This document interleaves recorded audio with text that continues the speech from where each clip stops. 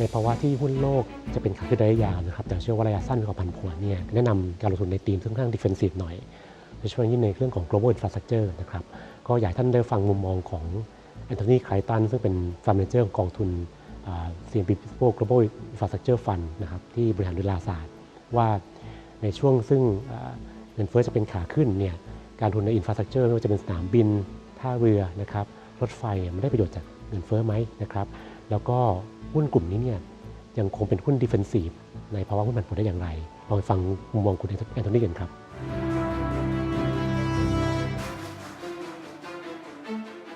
I saw that your fund was outstanding compared to the other funds. So what were the other strategies that differentiate from the other funds? Is that we have a very, very clear definition of what we regard as an infrastructure company that we are willing to invest in. Oh. And that discipline, right. as always with investment, is what guides you to success. And normally, would you invest in the brownfield projects or the greenfield projects? Our portfolio invests only in quoted securities, so companies that already have a quotation. Oh, right. And so we tend to buy companies that already own the asset. The asset is built and it's there and it's earning profits for the shareholder. Now, the companies we invest in may get involved in brown and greenfield projects. For example, they could get involved in building a new airport. But if they did that, we would take a very close look at them indeed, because we want the companies we invest in to be driven by earnings that are there today, not that might be there sometime in the future. With the certainty, it might come with a high valuation because it's already exists. So what do you think of? Yeah, that's certainly true. Our track record shows that we have a successful process at finding companies which are undervalued. The core of our process is that we put a value on every company based on analysis of every single infrastructure asset, so every road, every power station, every airport. And we then take that valuation and compare it to the current share price. So we don't start with the price in the market and say, is that cheap or dear? Okay. We find out what we think it should be worth. But what we've seen from the infrastructure stocks in the ASEAN countries, we could see that most of them, they are not making profit at all. No. So what do you think of that? Well, that's one of the reasons we don't invest in those companies. We don't have anything about the ASEAN geography or economies. Right. It's just that the way our investment discipline works is we need to be investing in companies which already have existing assets and cash flows. And they tend to be in developed markets and developed economies. And so at the moment, 100% of our portfolio is invested in OECD countries, so developed countries.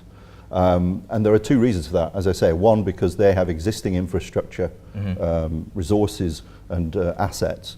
And the second is that many of our companies, for their future, rely on contracts with governments. So we need to be able to rely on those contracts being honoured and fulfilled for us to be able to successfully forecast cash flows for companies going forward over a 20, 25-year contract.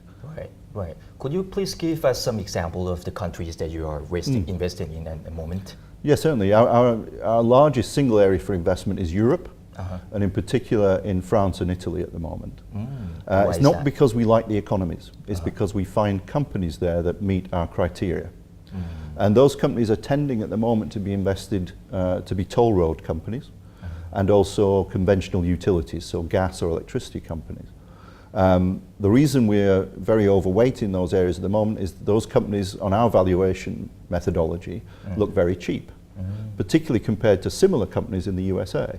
But investing in infrastructure projects would normally involve with the government's policy as well. Do you think that is the concern? Very much so. It's something we have to bear in mind and bring into our analysis.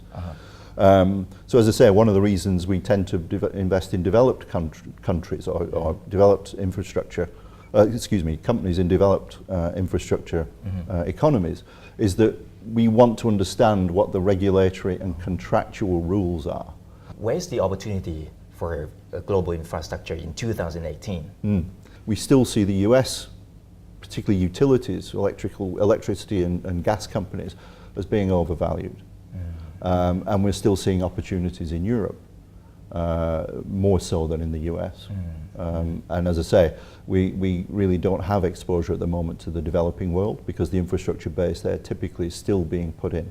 So it's still at that early stage where we can't predict future cash flows. But there are a lot of mega projects Yes.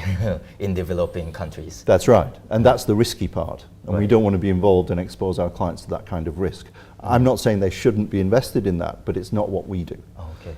All right. Thank you very much.